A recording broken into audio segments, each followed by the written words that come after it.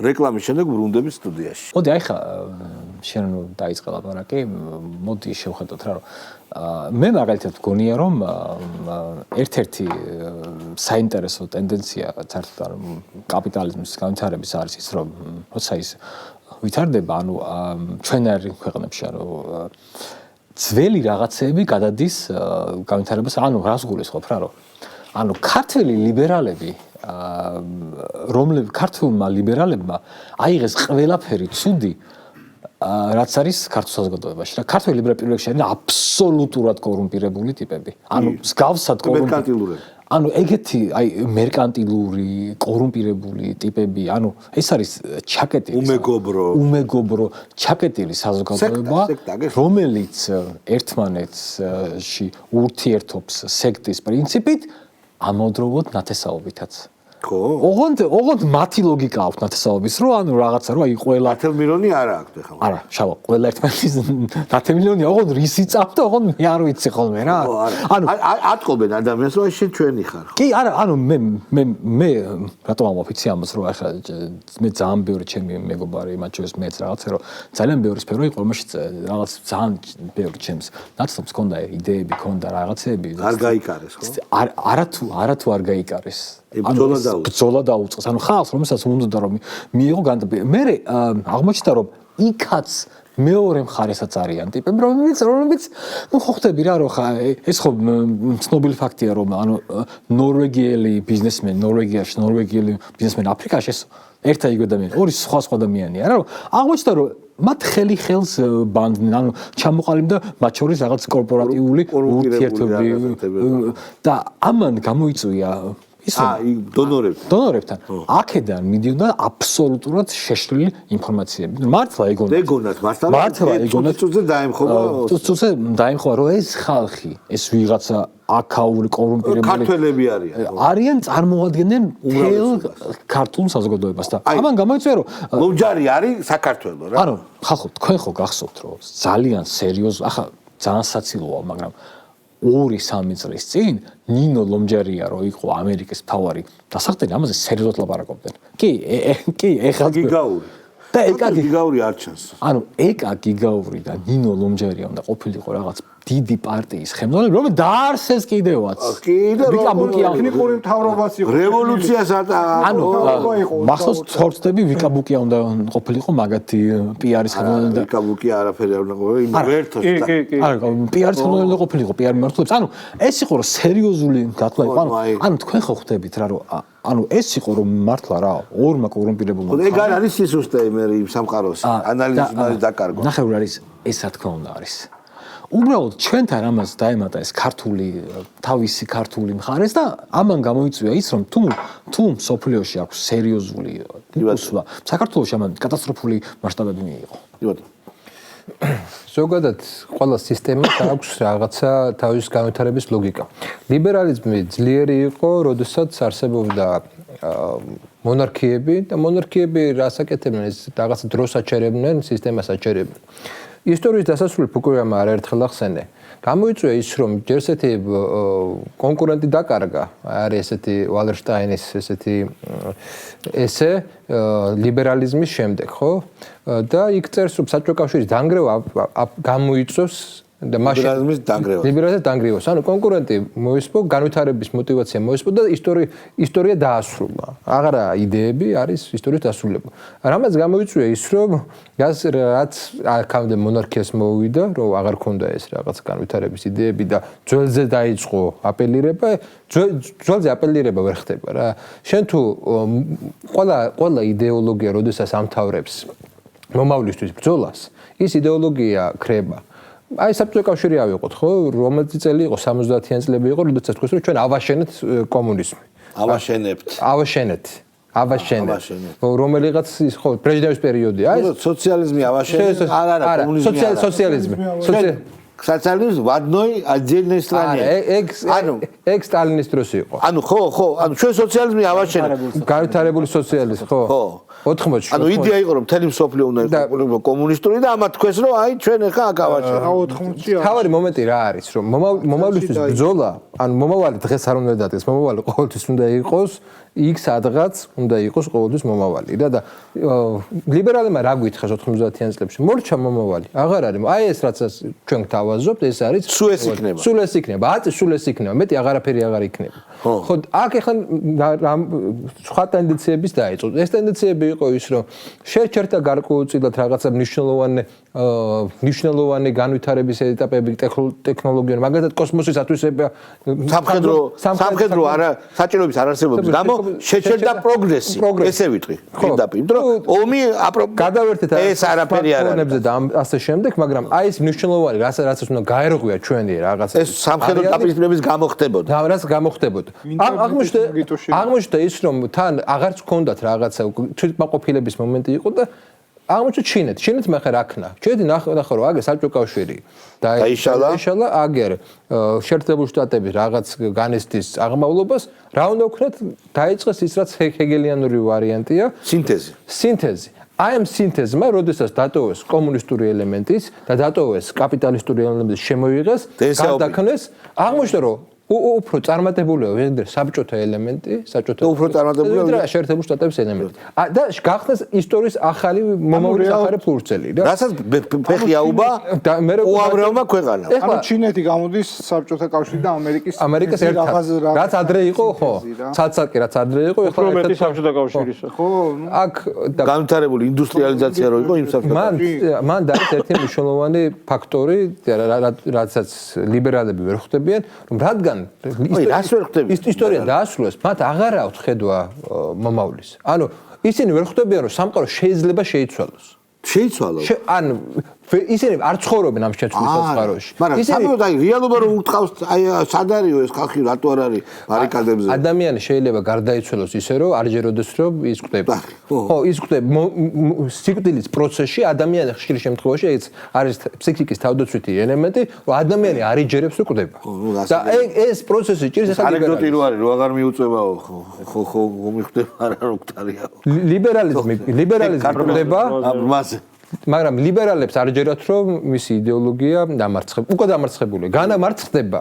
უკვე დამარცხებული. ჩვენ ვსაუბრობთ ხშირად ამ ლიბერალების მიერ რეალობის ვერახქმაზე, რაც მართლა ასეა და ამ ყველაფერს ძალიან კარგად ხსნის დიდი ქართველი ფსიქოლოგის დიმიტრი უზნაძე და განწყობის თეორია ძალიან მარტივად ვიტყვი რა. ანუ უზნაძე ამბობს ესეთ მარტივ რაღაცას, რომ ჩვენ ანუ რეალობასა და ჩვენ შორის არის რაღაც განწყობის ფილტრი და ამ განწყობების მიხედვით ჩვენ უყურებთ როგორც სათვალეები უყურებთ აი ამ რეალობას. ანუ საქმე ის არის, რომ ამ განწყობებს აქვს ის ეფექტი, რომ ადამიანი ამაზე ბღაუჭება. ანუ ამაზე დევს რაღაც ფსიქოეგზისტენციურ ინვესტიციას, რომ აი ეს ჩემი საყრდენია, როცა სინამდვილეში ეს არის რაღაც დროებითი. ანუ ის მას ავიწყდება, რომ ეს დროებითია. ქართველებს არ დაგვავიწყდა კიდე კარგი. ანუ ამ ლიბერალებს დაავიწყდათ, რომ ეს შენ რომ მაგალითად პირობითად NGO-ში რომ მუშაობ და ფულს რო იღებ, ძალიანაც ნუ მიეჯაჭვები ამას. ეს იმპერიაც წავა, როგორც საქართველოს ბევრი იმპერია მოინელა და ნუ გადაყვები ამას. ხო, ანუ ეგ არის ნახეთ და მაგაშია რომ ეს, როდესაც ეს განწყობები, ახლა მე ხო მახსოვს, როდესაც ჩვენ ვაჩვენეთ სააკაშვილი როგორ ჭამდა, მაშინ როგორ ვითომ შიმშილობდა, მახსოვს რომ ნაცების სექტის უდიდესი უმრავლესობა ამბობდა რომ ეს არ არის ჭამა და რაღაც, ანუ ეს განწყობის ძალა არის ისეთი რომ აი შენ შეგიძლია თქო რომ აი ეს არის შავი ჭიქა და შენ გითხავს რაღაცა ცოტა ხო მაგრამ აი უკვე აი ძალიან დიდი მრავალხრივი უნდა იყოს მარცხი რომ აი ამას გაიხსნა და ხა ჩვენ მაგალითად ხო შეიძლება გქონდეს რაღაც ილუზია გქონდა ჩვენს გქონდა ეს განწყობები მაგრამ ჩვენ შეგვიძლია რომ ეს განწყობები ძალიან შევცვალოთ იმიტომ რომ არ ვეჯაჭვებით ანუ ამაზე არ ვაყრდნობთ ჩვენს არსებობას რა ფესვებზე ვდგავართ ხო ფესვებზე ვდგავართ და არ ვიცით რომ ეს დროებით აბსურდიტია, ეს ისტორიული თამაშია რაღაც აზრით, ხო ჩვენი არსებობა და უბრალოდ ადამიანთა ნაწილი ძალიან ეჯაჭვება ამას და არ გინდათ. და რატო ეჯაჭვება, იცი? იმიტომ რომ ამ წესრიგში, ლიბერალურ წესრიგში ის ფსიქიკური პრობლემები, რაც მას ჰქონდა, ნიველირდება. მე ერთ რამეს ვიტყვი, მე მგონი კი არ ნიველირდება, თვითონ ეს არის გამოწვეული მიზეზი ფსიქიკური პრობლემების. როცა ეჯაჭვება? როცა ეჯაჭვება. მაგეხა ჯერ კვერცხი ხო თუ ჯერ კათავი მაგაზები. მეორე ერთი მინდა დავამატო, რომ აქამდე ზოგადად აი ესე იყო ისტორიულად, უახლეს ისტორიაში, რომ ახალგაზრდა იყო მომავლის ხმა. დღეს ახალგაზრდები გამოდიან გუშინდელი დღის ხმად. და აღმოჩნდა, რომ ახალგაზრდები კი არ არიან მომავლის ხმა. არამედ კონსერვატორი უფრო პროგრესულია დღეს ვიდრე ლიბერალია. კონსერვატორი აღმოჩნდა მომავლის ხმა და ლიბერალი აღმოჩნდა წარსული. ეს პოსტმოდერნული მდგომარეობა. განწყობის თეორია მე მაგალითად დავარქმევ და უფრო გამოშტერების თეორია არის ხალხო. ამ ვითარებაში რანაირად შეიძლება ადამიანმა რომელმაც იცი რაღაცა ანუ ამათ აწყობთ ამ მდგომარეობაში რა მდგომარეობაშიც არიან. როდესაც აი ხა გამახსენდა ლიბიის მაგალითი რა ხა ჩვენ საუბრობდით. კადაფის? დემოკრატიის შუქურა საფრანგეთი ყავს ხედელობა. მაგაზე ზის ერთი კაცი. ხო და აღარ ზის მე მგონი გამოუშვეს. სარკოზი გამოუშვეს, მაგრამ ეგ არაფერი შუაშია. CIA-ს ჩანაწერები გამოქვეყნდა ბილ კლინტონის მეუღლე ჰილარი კლინტონის გადაარჩინა ბაიდენმა. ხო და ჩანაწერები გამოქვეყნდა და დადასტურდა რა. ანუ ჩვენ ყველამ ვიცოდით, რომ ლიბიაში იმ ქვეყანაში დემოკრატიაზე და საზოგადოებაზე ხალხზე ზრუნავდნენ და როგორი ის ყავდათ, რა ქვია, ლიდერი. არა, ლიდერი რა, მართველი როგორი ყავდათ, სასტიკი და უბედური და ასე შემდეგ და ამის გამო კადაფი, ანუ დიქტატურა დაემხო რა. დიქტატურა რომ უნდა დაემხოთ და საზოგადოება გაეთავისუფლებინა დიქტატისაგან, ამის გამო ფრანგებმა დაიწყეს ომი. სინამდვილეში აღმოჩნდა რა? სინამდვილეში აღმოჩნდა რომ ერთი, ნუ ეს ყველამ შეიძლება იცოდეს რომ რა თქმა უნდა სიმდიდრის ხელში ჩაგდება იქ და ნავთობი რაოდენობა გაიზარდა საფრანგეთმა ამითი და ყველაზე მთავარი რაც იყო აფრიკის ქვეყნებს კადაფი ეხმარებოდა თვითგამორკვევისათვის ისინი აპირებდნენ აფრიკის ქვეყნების სადაც დომინანტი იყო საფრანგეთი და რასაც უნდა იმას აკეთებდნენ გამო ვალუტის საერთო აფრიკული ვალუტის შექმნა. რაც დედას უტირებდა საფრანგეთისთვის ეს იყო პრობლემა, გავლენებს დაკარგავდნენ აფრიკაში და რა გაუკეთეს ლიბიას. ხო, მაგრამ მე ომი დაიწყეს. კი. გაანადგურეს, ხო ასია? ხო, კი.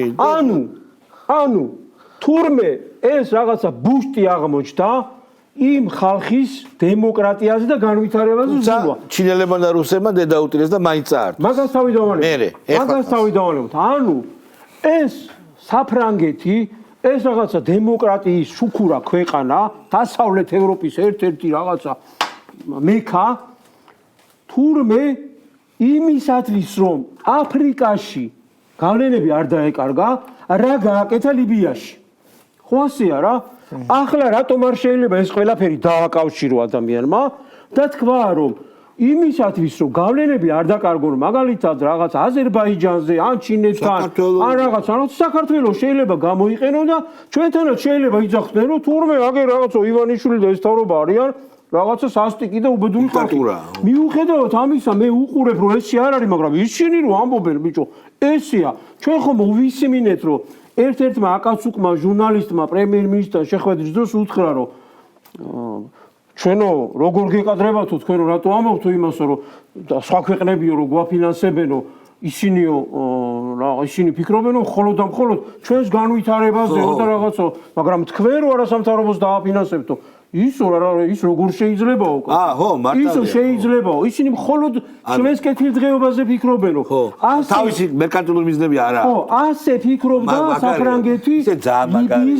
ეგ როგორ მოუსდით თავში, ეს იდიოტი უნდა იყოს. ზუსტად მაგითო თავში კი არ მოსდის. და ისე ჩუქნია. თავში კი არ მოსდის. ეგ რო თქვა. ახლა ამას მოდი ახლა ჩვენ ახლა ამ ახალგაზრდის ქმედებას განწყობის თეორია დავარქვათ. არა, ახლა მე შენ თეორიასთან ახლა არა, უბრალოდ გადმოვიდებას არ ვარ. ხო, არა, მე სხვანაირად გადმოვიდა. გამოსტერების თეორიას მოიცავს. ხო, შეიძლება ერთ-ერთი ილუზია. კომპონენტი არის გონია რომ რაღაცა და ეს ხალხი ჩვეულებრივად სპეცსამსახურებმა რომ დაამუშავეს და მიიყვანეს ამ მდგომარეობამდე განწყობა მათ ეხლა განწყობა კი არა აწყობთ ხო იგივეა აწყობთ იმიტომ რომ კარგ ანუ თვითონ ხელისუფლებაზე კონტროლს ვერ ახორციელებენ არ შეუძლიათ რომ ქვეყანა მართონ და შესაბამისად ხელში უნდა ჩაიგდონ უკეთესი პირობები. დაზა, მაგრამ ზოგიერთი ისეთი გიჟია, რომ ჯერა, რომ აი ერთია. ეგ არის ძალიან მართლა ჯერათ, რომ აი მართლა რაღაცა აი ემსახურებიან ცინაკს. ძალიან ცოტა, მაგრამ ეხა პრობლემა რა არის? აგერ უყურებთ, რომ მთავარი ის რა ქვია, პირველი ფიგურა გახდა ევროკავშირის ელჩი. ევროკავშირის ელჩი გავანებოთ თავი ახალი სპეცსამსახურებს, რა თქმა უნდა, იმაძეა დამოკიდებული და იმათი მეშვეობით მუშაობს, როგორც ჩვენი ამ გახარიასი და იმისი არ იყოს, რაც ეხა გახარიას თავს მოხდა, ბრალის წარდგენის მერე ორი სიტყვით მაგასაც ვიტყვი, ანუ ევროკავშირის ელჩი არის ბრიყვი კაცი და რატო? სულ ცოტა ისტორია რო იცოდე, ხო? და ეხლა გამოცდილებამ რაც ასწავლო, უნდა მიხვდეს. ალბათ შუა საუკუნეების მერე სოფლიოში არ მოხდა რაიმე რაღაც გინდა პოლიტიკური რამე განსაკუთრებული ისეთი ცვლილება, თუნდაც მართლმადიდებლობასთან დაკავშირებით სოფლიოში არ მოხდა რა, სადაც ქართველები არ ყოფილიყვნენ დომინანტი, წამყვანი ფიგურები და მონაწილეობა არ ჰქონდათ მიღებული. რა ვიცი, თუნდაც მეცნიერები, გამომგონებლები და ასე შემდეგ, რა ვიცი, ნაპოლეონთანაც კი ომობდნენ და ნებისმიერ რაც გინდა დაარქვი და იერუსალიმი და ქრისტეს საფლავის მცველები და ყველაფერი. კოსმონავტები არ ყოფილიყო. კოსმონავტები, კაი. დანარჩენი ყველაფერი იყო. აი ამ მოდგმის ხალხს ვიღაცა გამოშტერებული ჰერჩინსკი ჩამოვა გაღიმებული და რას გვეუბნება იცი რომ უკრაინაო და მოლდოვაო უფრო განვითარებულები არიანო წინ წავიდნენ ვიდრე თქვენო ოღონდ როგორი უბედურება ხდება ორივე ქვეყანაში ერთში განსაკუთრებით ხო და თან იმავე დოკუმენტში რა წერია მე არ მოყვები ახლა ის აქამდე ხო გაგვიხილავს ჩვენ რომ რაღაცა კვლევითი ორგანიზაციები რო გვეუბნებიან რომ ესეა სხვანაირად და ამას თავი დავალებოთ იმავე დოკუმენტზე გვეუბნება თან უყურე დააკვირდით რა სისულელეებია და სად არიან სად დაფრინავენ რა აი ვინ გონივართ რა იმავე დოკუმენტში გვეუბნება რომ უკრაინაო წუხსო იმასთან დაკავშირებითო და ამას გვედავება ევროკავშირი რომ საქართველოს სანქციები არ დაუწესა რუსეთსო თვითონ დაუწეს ეს ვერ დავიგე ამ დროს რა ხდება ხო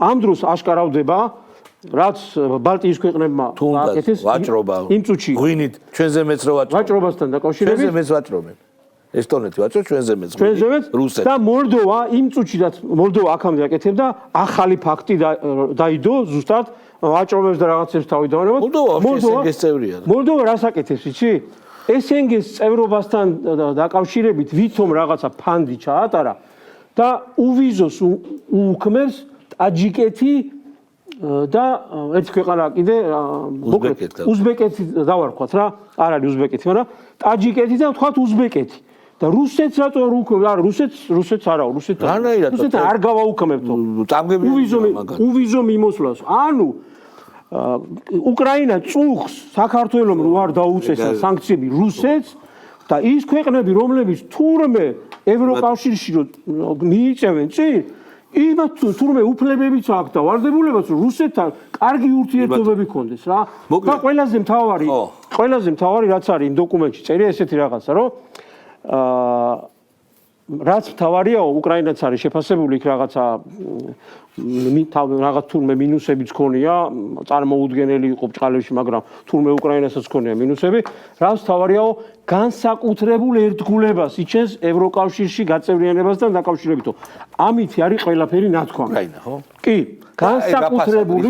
განსაკუთრებული ერთგულება ნიშნავს იმას რაც ხდება უკრაინაში დაიბომბა გუშინ ეგ არის ერთგულება აი ეს არის განსაკუთრებული ერთგულება და აი ამ განსაკუთრებულ ერთგულებას ითხოვენ ქართველებისა ღმერთმა დაგვიფაროს არასოდეს არ ვიქნებით ეგეთი განსაკუთრებული ერთგულები მხოლოდ ღმერთის ერთგულები ვიქნებით მართალია და დიდი მადლობა ძალიან საინტერესო ჩვენი სამშობლოს საინტერესო ჩვენ სამშობლო და ქრისტიანობა ერთი იყო საუკუნეების ბაზაზე.